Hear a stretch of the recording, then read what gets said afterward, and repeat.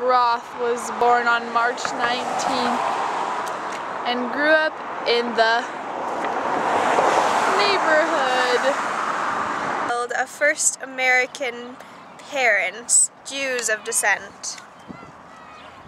The high school in 1950. Roth attended the Bucknell University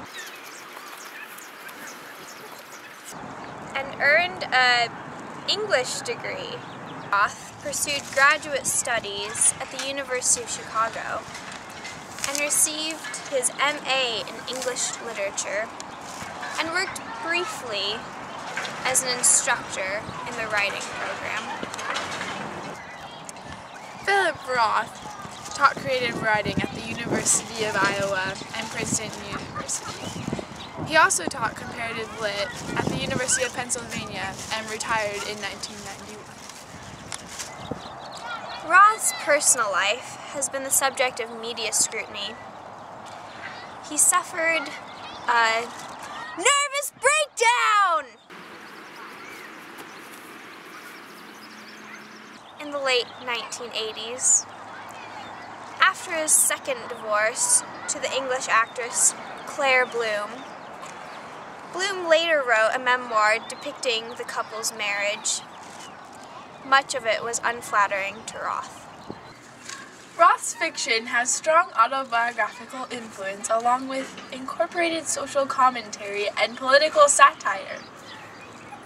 Since the 1990s, Roth's fiction has often combined autobiographical elements with retrospective dramatizations of post-war American life. Roth's fiction in the 1990s marked a high point of American idealism and social cohesion. Roth's more comic novels, such as Portney's Complaint and Sabbath's Theater, express a more satirical treatment of the patriotism and idealism of the war years. Roth's fiction has been described by critics as pervaded by a kind of alienation that is enlivened and exasperated by what binds it. Novels by Philip Roth: The Breast, The Professor of Desire, The Dying Animal, My Life as a Man, The Ghost Rider, The Zuckerman Ensemble, The Anatomy Lesson, The Purgatory, Exit Ghost, American Pastoral, I Married a Communist, The Human Stain, Letting Go, When She Was Good, Portnoy's Complaint, Argan, The Great American Novel, The Counterlife, Deception, Patrimony, The best, the animal, the my life is a man, the writer, the government bound, the mandatory lesson, the procurator, the guilt, exigo. American pastoral, I married a communist, the human stain, letting go, when she was good, Portnoy's Complaint, the Great American Novel, the Counterlife, Deception, Portnoy's Complaint, and Operation Dog. 90s, Roth won America's 4 major literary awards in succession. The National Book Critics Circle Award for Patrimony. 1, The PEN/Faulkner Award for Operation Shylock. 3, For Sabbath's Theater. 5, The Pulitzer Prize in Fiction for American Pastoral. and 1997.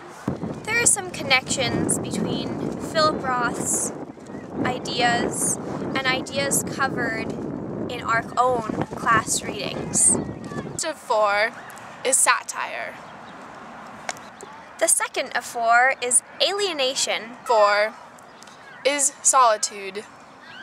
and the last of 4 is American idealism. Roth, a great American novelist. Batting in 9th position and pitching for Rupert Mundy's. The Mundy Council of Elders starters Tuminicar, Buches, Volos, and Demeter. Relieves Pollux, Metzger, and tiny Mexican right-hander Chico McCodle. Every last of them flabby in the middle, arthritic in the shoulder, bald on the top, the hairless wonders, and jolly Charlie Tuminicar, who had discovered the fire art of self-effacement following the tragedy that destroyed his confidence and his career. And a good thing, too. Ain't a one of us could raise his arm to comb his hairs if he had any. Why, if I go 3 innings on a windy day, I got to use my other hand the next morning to wipe myself. Don't print that, Smitty, but it's the truth. Yes, has-beens, might-have-beens, should-have-beens, would-have-beens, never-weres, and never-will-be's. Tuminicar, venerable cohorts, managed nevertheless to somehow get the ball to 60 feet and 6 inches to the plate, which was all the rule book required of them. The ball, to be sure, occasionally arrived on a bounce or moved so slowly and with so little English on it that the patron's back of home plate would pretend to be reading General Okert's signature off the horsehide, all the while the pitch was in transit. What time you say she's doing? They asked, holding up their pocket watches, and on, comically in that vein. There was even one of them, Chico McCodle, who on occasion tossed the ball in underhand. How about if he fun goes Chico, then you won't have to throw at all. The sadistic hecklers called, heedless of the pain that caused Chico to resort sometimes to a style of pitching that had not been customary in baseball since the days of Buffalo and the Indian. The fans who needled the wretched Mexican were not so plentiful, actually, as their vociferousness might make it appear. Most people seemed to find it eerie rather than amusing or irritating. To which him work in relief. Invariably, it was dusk when Chico, the last bald man in the bullpen, would trudge across the darkening field to pitch for the Mondays. Already brutally beaten, with an inning or 2 of punishment still to come. By this hour, the hometown fans filled the gills on all the slugging they'd seen, would have begun to leave their seats, tugging their collars up against the cool breeze and smiling when they peered for a final timeout at the scoreboard to what looked now like the score of a football game. 2, 3 touchdowns for the home team, a field goal for the visitors, if that. So they would coverage upon the exits, a swarm of big two-fisted, as drowsy with contentment as the babe whose face was dropped in bloated bliss from the sugary nipple. Ah, victory, ah, triumph, how it does mellow the bearded sex. What are the consolations of philosophy or the affirmations of religion beside an afternoon's rich meal of doubles, triples, and home runs? But then came Chico out to the mound and made that little yelp of his as he tossed his single warm-up pitch in this general direction of Hothead's mitt, that little bleat of pain that passed from between his lips whenever he had to raise his arm above his waist to throw the ball.